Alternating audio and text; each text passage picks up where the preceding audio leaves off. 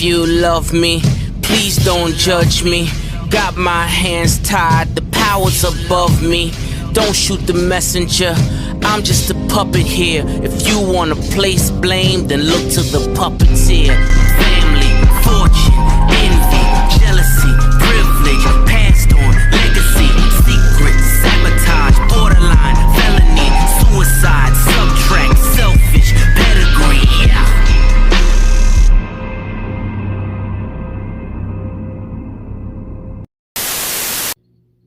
So yeah, Gateway happened today. So yeah, the inaugural race at Gateway. Before we talk about that race though, we got a bunch of other races we gotta talk about first this weekend.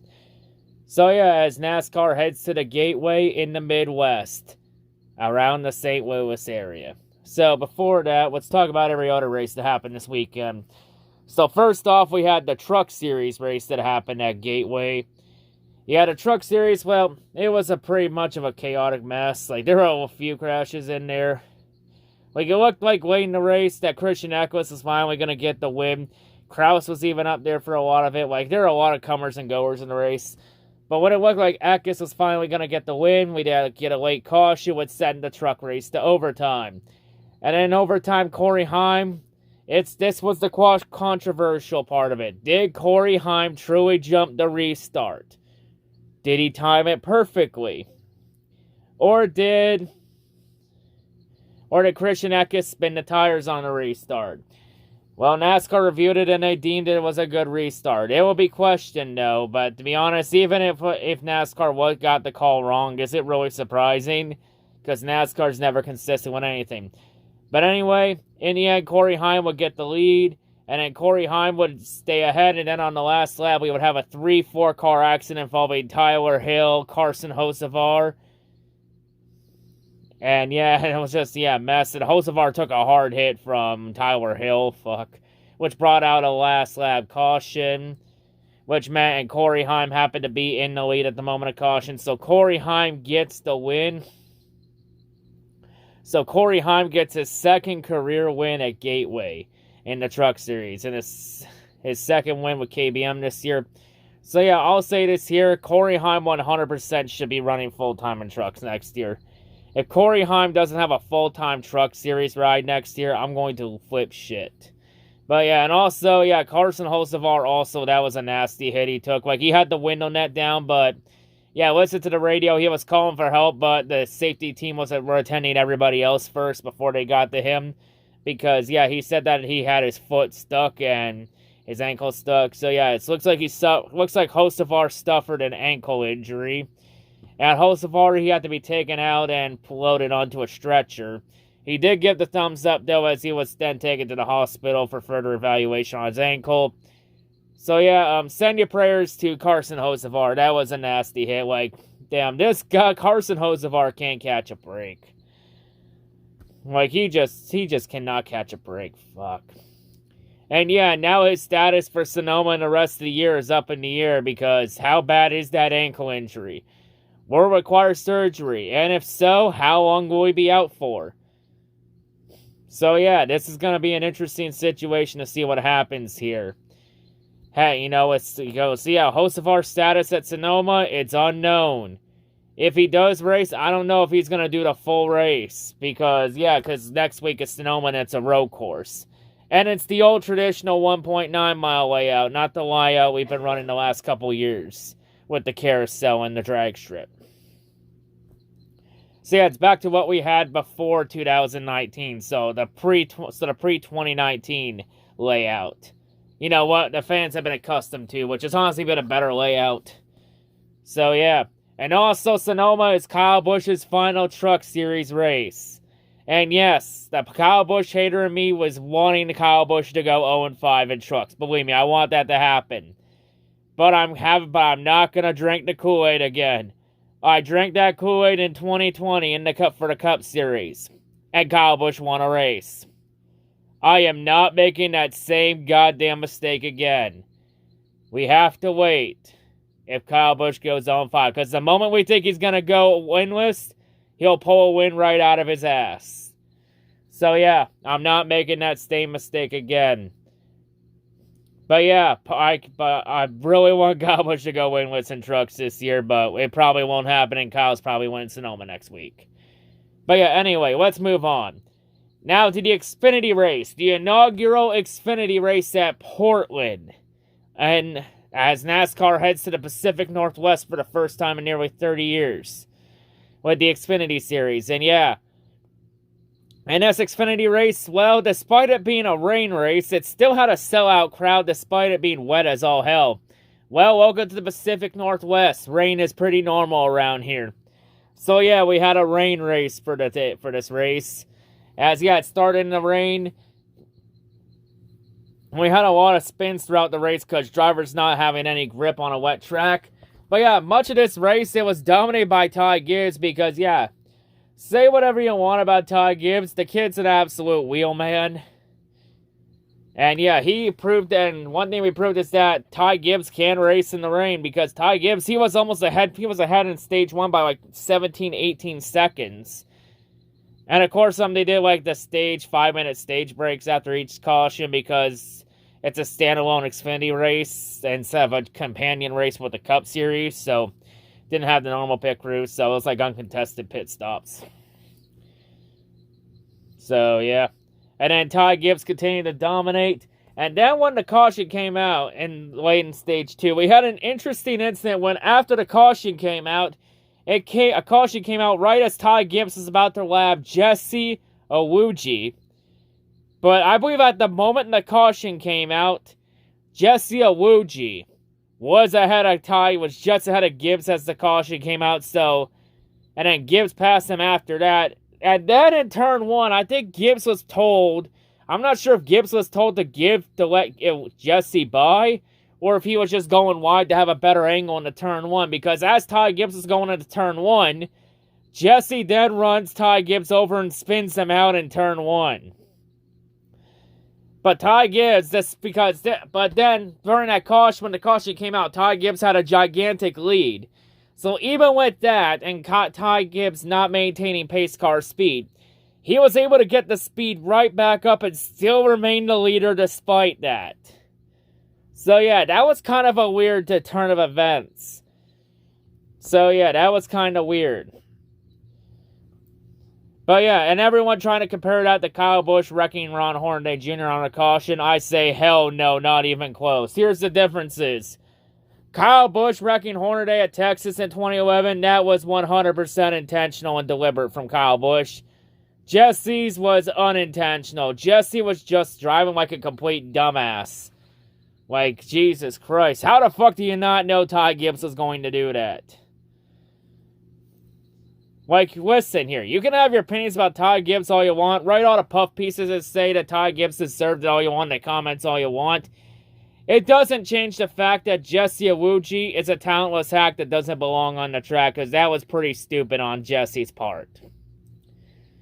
That was a dumb move by Jesse. Like, honestly, just lay off him and just pass him after you get past the first two, like turn 1 and 2 chicane. Just wait till after the chicane to get past him under caution. If Ty Gibbs is going to let you by, you probably would have done it after the chicane. When there's a lot more space to do that, instead of when you're entering that chicane.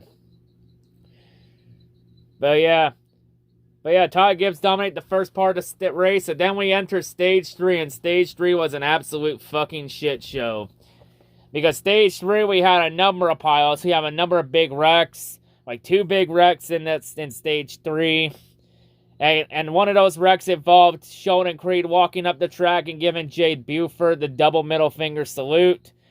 So Sheldon Creed told Jay Buford that he's number 1. Well, add Sheldon Creed to the list of drivers to give another driver the double middle finger salute.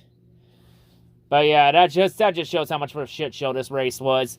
And then we had the most anticipated rivalry we've been waiting for a while. We're finally getting Noah Gragson versus Ty Gibbs finally. And this started off by Noah Gragson passing Ty Gibbs clean on the outside. But Ty Gibbs felt that Noah did not race him fair and square, even though Noah clearly did. So then in the next turn, what does Ty Gibbs do? He straight up dumps him straight into the grass.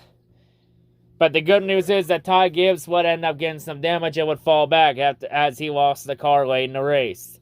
And then through all the rain and carnage, AJ Allmendinger being a master of the rain, of course. AJ worked his way through the field. He would get the lead late in the race. And then he would pull away from Myatt Snider. And AJ Allmendinger gets the win in the inaugural race at Portland for the Xfinity Series. And oh yeah, Noah Gragson was pissed at Ty Gibbs after. And Noah said that he will get payback at Ty Gibbs at some point. He said it's not a matter of if, but when. And Noah said you'll know it when you see it. So yeah, it's not a matter of if, but when Noah does it. But I'll say this, when Noah Gragson does get payback at Ty Gibbs and dumps him, Noah Gragson will get a reaction from the crowd that will be as loud, if not louder, than when Matt Kenseth dumped Joey Logano at Martinsville in 2015. And personally, I can't wait to see that. And honestly, I'm honestly surprised there wasn't a fight between the two. But hey, I guess Gragson's should focus more on Ty Gibbs more than Jeb Burton. And oh yeah, Jeb Burton finished deep in the field, and Gragson still finished top 10 despite that dump. Well, just shows you who's the better driver between Gragson and Jeb Burton. Also, add another tally in the head-to-head between Noah Gragson and Jeb Burton. Add another tally between the two in Noah's favor. Because yeah, Noah Gragson only focuses on drivers that win. And well, Ty Gibbs is a winner, so Noah, it's time. Time to take out time to take out Jesus Boy. Time to make this a self-policing thing. But yeah, when Noah Gragson gets payback, that's yet to be seen. I don't see it being Nashville, but I could see it being Road America in a couple weeks. So yeah, not a matter of if, but when. So now we wait. But yeah, Allmendinger gets his second win of the year. So yeah, AJ's been pretty automatic on road courses this year, be going 2 for 2 now on road courses. Now we head to the ARCA West race at Portland. And well, it's just an ARCA West race. Like, Daniel Dye got the pole and led early, but Jake Drew, he would end up getting the lead late in the race. And once Jake Drew got the lead, he never looked back, and Jake Drew carried on to the win. And Jake Drew gets his first ARCA West win of the season. So Jake Drew, he continues his climb to make his case for the ARCA West Championship this year, after losing out on it last year in a tiebreaker. So yeah, Jake Drew looking like the championship favorite for ARCA West. So yeah, ARCA West is finally back after a couple months off. And ARCA West is back next week at Sonoma. And some tells me that Sonoma race is probably going to be full of Cup drivers, since the Cup Series is at Sonoma next week. God help us all. But yeah. So yeah, that's ARCA West for you. And yeah, and now we get to IndyCar. The IndyCar race, the Detroit Grand Prix on Belle Isle. And this actually will end up being the last ever race for the foreseeable future on the Belle Isle circuit. Because next year they're moving the race to downtown Detroit. What? Why? What the fuck is wrong with Belle Isle? That racing has been good every year. Why are we changing something that works? Plus, remember the last time a racing series raced in downtown Detroit? That was like F1 in 1982. On that, and because the circuit's similar to that. And that race fucking sucked. F1 never did that again. And we're going to do that again. Plus, the road conditions on Belle Isle are better than the conditions in downtown Detroit. And I can say that being a Detroit sports fan, as you see by that scarf on the back. And also, that's little sticker painting there, Calvin Johnson right there. So, yeah, and also being a Detroit sports fan. Because, like, every time I've gone down to Detroit for, like, a Lions or Red Wings game, there's always construction going on that time of year. And it's usually that downtown area or on the interstates. But fuck. So, yeah, but anyway, this IndyCar race, it was really a strategy race about what would win. Would it be track position or fresh tires? Because some teams went for fresh tires, other drivers went for the track position. In the end, it would be a battle between Will Power and Alexander Rossi for the win, as Will Power got track position to get out to a big lead, while Alex Rossi would take on fresh tires. So Rossi would have the advantage and would be faster than Will Power in the closing laps. The question is, could Rossi run down Will Power fast enough to get the win? In the end, despite Rossi's best efforts, he would close the gap down to almost a second in the closing laps, but that would be as close as he'd get, as Rossi would run out of time and laps to get the Will Power, and Will Power holds off the late charge from Alexander Rossi to win the Detroit Grand Prix, the final one on Belle Isle. So Will Power gets his first win of the season. Hallelujah. So Will Power, after last year getting fucked over out of the win by IndyCar last year because they wouldn't allow him to put his air conditioning on the car last year. So after Will Power got fucked out of the win in Detroit last year, Will Power gets redemption for it and wins the final race on Belle Isle for the foreseeable future. So yeah, Will Power gets on there. And also, Pato O'Ward, he cuts down a few points on Marcus Ericsson's points lead. Because, oh yeah, with Marcus Ericsson winning the Indy 500, guess who the points leader is? Marcus Ericsson. Yeah, what a time to be alive. Yeah, you ever look at things and wonder how did that shit get there? Yeah, I look at the IndyCar stands, I'm wondering how the fuck did Marcus Ericsson is having a championship season so far? And we're also entering the last 10 races of the IndyCar season. We're a race or two away from being halfway through the season. So yeah, the championship battle is going to be heating up, as it looks like the championship battle this year is going to be between Marcus Ericsson, Pato O'Ward, and Alex Palou. Well, I know Newgarden and Dixon and a few others are near that mix too, but they're going to need some help here. But yeah, looking like it's going to be shaping up to be a good championship battle this year for IndyCar. So yeah, and of course this starts IndyCar's run of road course and street circuit races because you got Road America coming up along with Mid-Ohio, and then the racing on the streets of Toronto as well. So yeah, some good racing coming up for IndyCar too. But yeah, now we move on to the inaugural Cup race at Gateway. A race that fans have wanted on the schedule for years. And finally got it. So far from what I heard throughout Twitter, there wasn't really any traffic issues like everyone thought it was going to be. There were a couple minor traffic things, but that was just pretty much normal traffic, to be perfectly honest. The one complaint I've heard about this race was the concession lines being so slow and goddamn long. So, yeah, they need better people for the concessions, but I think that's just a minor nitpick, to be honest. I've seen a lot worse concession lines, to be perfectly honest. I've seen worse, but, just a nitpick. But, yeah, not really a whole lot from a logistical standpoint. But, yeah, this race, though, it was mainly a race between the Fords and the Toyotas. Because the Chevrolets, they were just completely irrelevant, including all the HMS cars. To be perfectly honest, I feel like the HMS cars were just treating this race as a test and tune session for the chase, since Gateway shares a lot of similarities to Phoenix, which is the championship race this year. But yeah, there really wasn't a dominant car in this race. It was really a comers and goers race. It was mainly pit strategy to get track position, would you take 2 tires to get track position? Would you stay out for track position? Would you take 4 tires? Would you take gas only? It was really that kind of strategy race. That was the only thing that really made this race pretty interesting.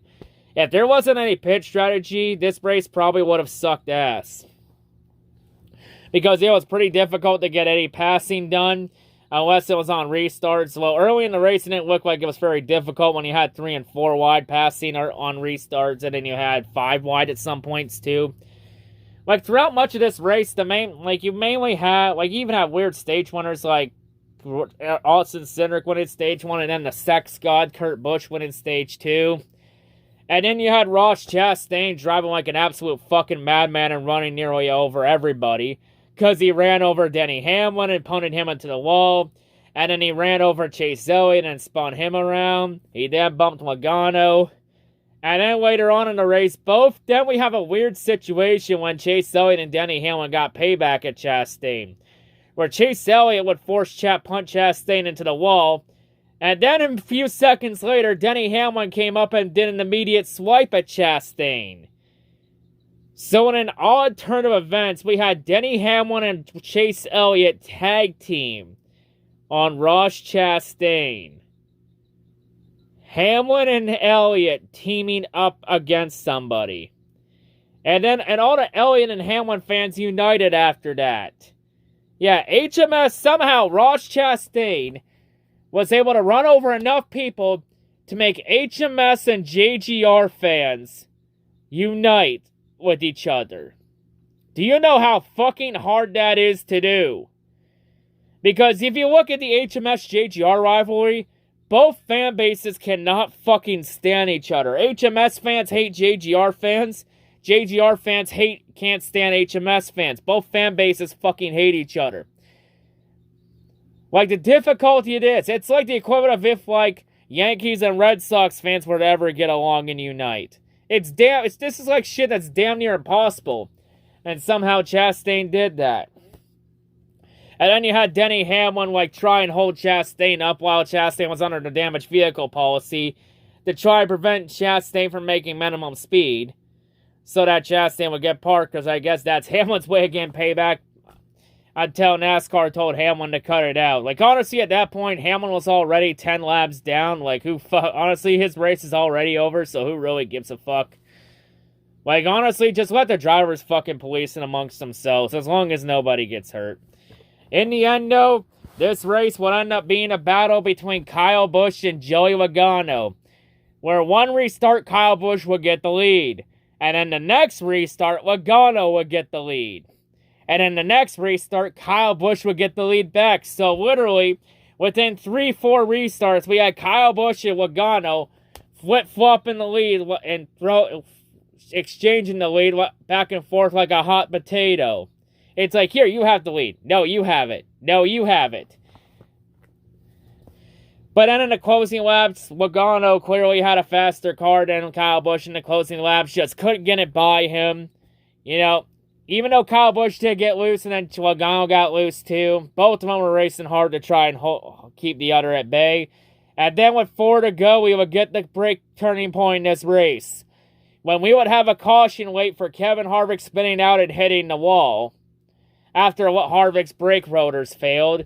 And honestly, Harvick was already near the grass when the brake rotors fail, and that's honestly the worst place to lose your brakes. Like, honestly, because at that kind of speed and angle, it's going to be a hard hit into the wall. Like, the best place to lose your brakes is if you're riding near the wall. Not all the way down near the fucking grass on the apron. Like, that's the worst place to do it. But yeah, that's a hard hit for Harvick. So yeah, it's only fitting that Gateway went to overtime. This chaotic race. And then on overtime, both Logano and Kyle Busch raced each other hard to try and get ahead of each other, almost putting each other up into the wall and out of the groove. And then Kyle Busch would overdrive into turn 3 and 4, which would open the door for Logano to get underneath him and pass him for the lead. And Logano would pull just enough ahead to pull away and hold Kyle Busch at bay. And Joey Logano gets the inaugural win at Gateway. I know a lot of people are saying it's called Worldwide Technology Raceway, but it's forever called Gateway to me, damn it. So yeah, Logano gets his second win of the season. A part of me in that finish was hoping for Kyle Busch and Joey Logano to put themselves in the wall from racing each other hard so that Blaney or sex god Kurt Busch could win. But, you know, we can't have nice things all the goddamn time. But hey, at least Logano fucking won this one fair and square. But yeah, and honestly, I'm surprised Logano didn't put Kyle Busch in the wall. Like, I was expecting Kyle Busch to punt Logano to punt Kyle Busch into the wall.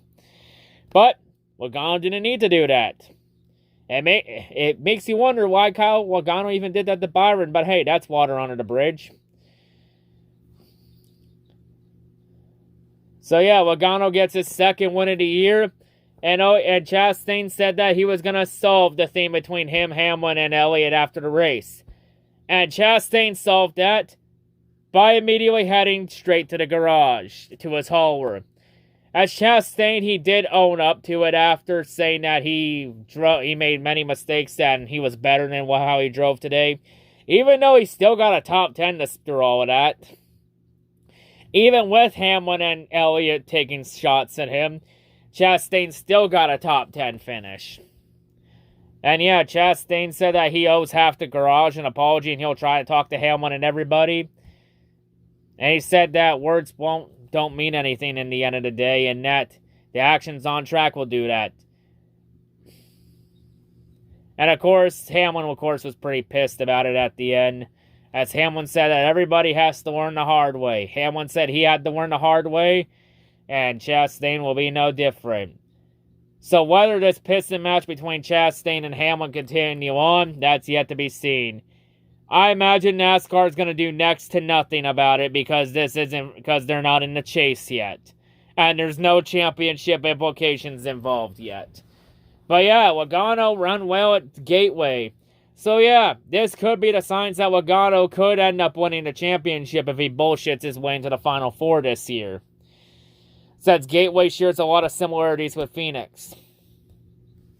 But yeah, I'll give Chastain credit for manning up and taking responsibility for what happened, but I'm not sure if Chastain's going to change because this is like the third or fourth time that Chastain's run somebody over, because he had Coda when he ran over Allmendinger for the win, and that took Bowman, and him running Allmendinger over at Coda took Bowman on the process. I know everyone's going to say, but Allmendinger did the bump and run on him, so it was okay. Here's the difference. Allmendinger didn't wreck Chastain. He just moved him out of the way. Chastain could have just gave him a little bump out of the way, too, as a little shot, too. But I believe that was the intention, but Bowman just got in the way, and that turned into a dump. And then you had the whole fucking piston match at Richmond between Chastain and Ryan Blaney, when both of them took shots at each other. Then you had Dover when Chastain wrecked Truex, and then you have today when Chastain ran over Hamlin and Chase Elliott. And somehow made HMS and JGR fans fucking have a truce. Imagine that. But yeah. So yeah, I'm not sure if Chastain's going to change, though, because he's done this repeatedly. He always drives like this. He drives aggressively. Like, I have no problem with aggressive driving, but there's got to be a fine line. Like, I don't mind Chastain racing that hard. Like, I like him racing that hard because he's always pushing the car to the limit and he's getting the absolute most out of his equipment, which I like to see that because that truly shows talent. But but you gotta know there are certain times in the race where you can be aggressive and can't be aggressive. And like when you're racing someone that fucking aggressively 40 laps into a race, that's like, come on, man. Like he's gotta tone it down a little bit. There's a certain fine line with being aggressive, and I feel like Chastain is fucking pushing too far up that line. He's pushing it too far than he needs to. But yeah. Chastain's a very aggressive driver, but, you know, I still like Chastain, but he just got to tone it down a notch or two. Like, there's a time and place to be aggressive, and that time and place isn't goddamn lap 40 for fucking 6th place. Even though Hamlin was holding him up for 30 damn laps, and I think Chastain just got frustrated and said, fuck you, and moved him out of the way. But goddamn, man, you just got to pick your battles at the most appropriate time. But yeah, anyway, Gateway's over in the books. So yeah, for Gateway, was it a successful weekend? Well, from a crowd perspective, it sold out. Like, the whole place was packed and sold out. So from a fan's perspective, it accomplished that goal. Like, it was a sellout crowd, and I think the fans enjoyed the race from the looks of it. Got some good racing. Like, there was some good racing for sure, but was it a good race? No. But was it a bad race? No. It wasn't a good race, but it wasn't a bad race. It was okay. It was an okay race. It was somewhere in the middle. I mean, this car's main weakness is the flat and short tracks. Like, this is its main weakness. Like, we've seen this car be good on, like, intermediate tracks and 1.5 miles and shit. And Fontana. So I think it's good on those kind of tracks, but But NASCAR and the team still got a lot to figure out for racing when it comes to the short tracks and flat tracks. But I'll say this, when the teams do figure it out, there's going to be some good racing for sure. And yeah, and I say when they do figure it out, stay tuned, because you'll all be in for a real treat. But yeah, next week though, we go to what type of track this car is suited for, as we head to Sonoma next week. And Sonoma will also be the final race on Fox for this season. Thank fucking God that next week is Fox's last race of the season. Because Fox's coverage has been complete ass. And let me just say this for NASCAR. NASCAR, if you renew your contract with Fox, it just shows that you truly do not care about growing the sport. Like, if NASCAR truly cares about growing the sport, they cannot renew their contract with Fox. And for everyone saying no to ESPN, but yes to ABC, let me just say something real quick. ABC is literally the same damn thing as ESPN. Because when the Cup races used to be on ABC, it had the ESPN crew, you dumb shits. God damn it. Like, literally, 2009, when the Cup races were on ABC, it was literally the ESPN pit crew.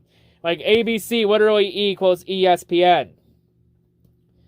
But yeah, if NASCAR renews their contract with Fox, it just shows NASCAR does not care about growing the sport. But yeah, that's all I gotta say there. See you all later for Sonoma next week. Peace. And also, real quick before I close this off, I want to address this one William Byron fan that did this with a Logano diecast, wishing death on Logano after Logano won Gateway. Let me just say this, as one of the main popular HMS fans on this site, I just want to say this. HMS, I know a lot of HMS fans are the same way here, but HMS fan base, we do not condone this type of behavior. Like, this is just absolutely disgusting that this type of behavior is still happening in this fan base. Like, did the HMS fan base literally learn nothing from when Chase Elliott fans were uttering death threats to Kyle Larson after Fontana? Did we literally learn nothing from that? Like, come on. Like, everyone wants to talk about how HMS fans are the best fans in sports, but where the fuck is it?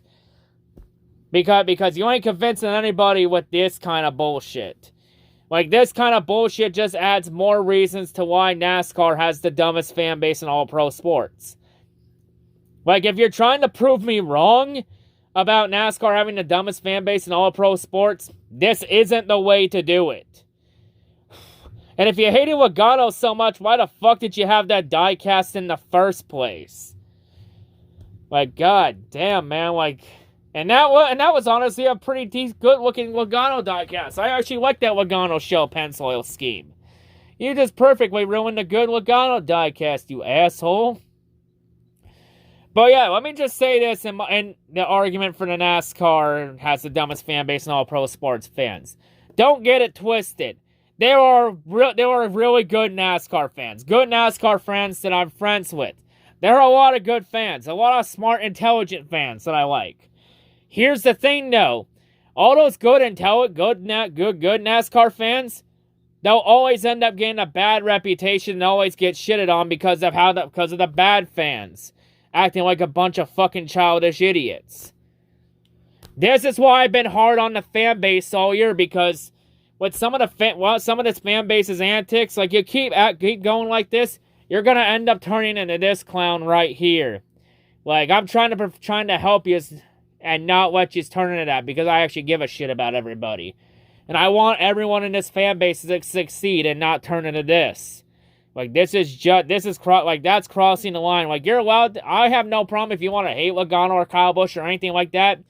But when you're uttering death threats like this, that's crossing the line. That is crossing the line. That's too far. Especially when Logano won this race fair and square, unlike Darling. You know, but, man, this is just disappointing. I'm just disappointed in the HMS fan base. Especially any HMS fans that condone this type of behavior, that encourage it, they ought to be ashamed of themselves, and I lose respect in those fans. Like, this is just absolutely disgusting. It makes me want to fucking vomit and smash my head against a wall. But yeah, just like, come on. I've seen this fan base be fucking better than this. Grow up. Come on.